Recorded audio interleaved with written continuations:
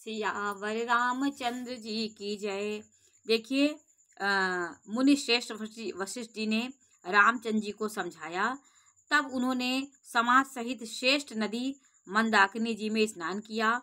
उस दिन प्रभु श्री रामचंद्र जी ने निर्जल व्रत किया।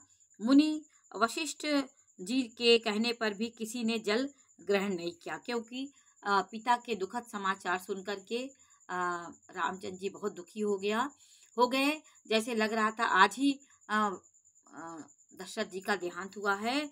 इस तरह वहां का वातावरण हो गया था। अब देखिए दोहा नंबर 247 में है कि भोर भय रघुनंदन ही, जो मुनि आय सुदीन, श्रद्धा भगति समेत प्रभु, सो सबु सादर कीन।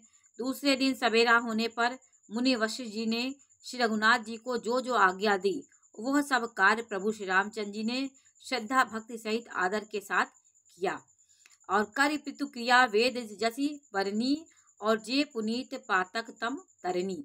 वेदों में जैसा कहा गया है उसी के अनुसार पिता की क्रिया करके पाप रूपी अंधकार के नष्ट करने वाले सूर्य रूप श्री रामचंद्र जी शुद्ध हुए।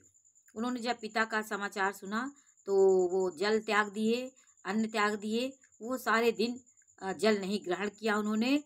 जब पिता का उन्होंने अंत्येष्टि किया, क्रियाकलाप किया पिता का, तब जाकर के वो कुछ खाए। ये होता है हमारे शास्त्रों की रीत, जिनका नाम पाप रूपी रुई के लिए अग्नि है और जिनका स्मरण मात्र समस्त शुभ मंगलों का मूल है।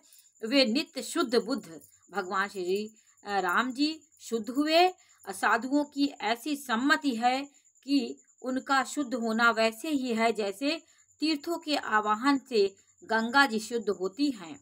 गंगा जी तो स्वभाव से ही शुद्ध है।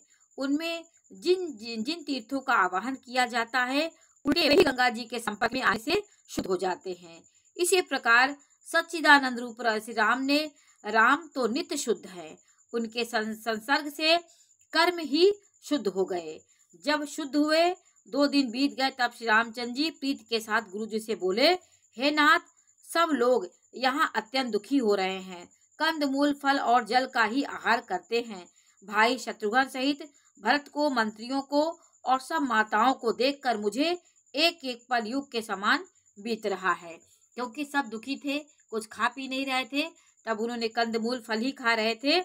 अतः सबके साथ अयोध्यापुरी को पधारिए, लौट जाइए। राम ने ये बात सबसे कहा कि हे नाथ, सब लोग अत्यंत दुखी हैं। आप लोग अन्न जल त्याग कर रहे हैं, कंदमूल फल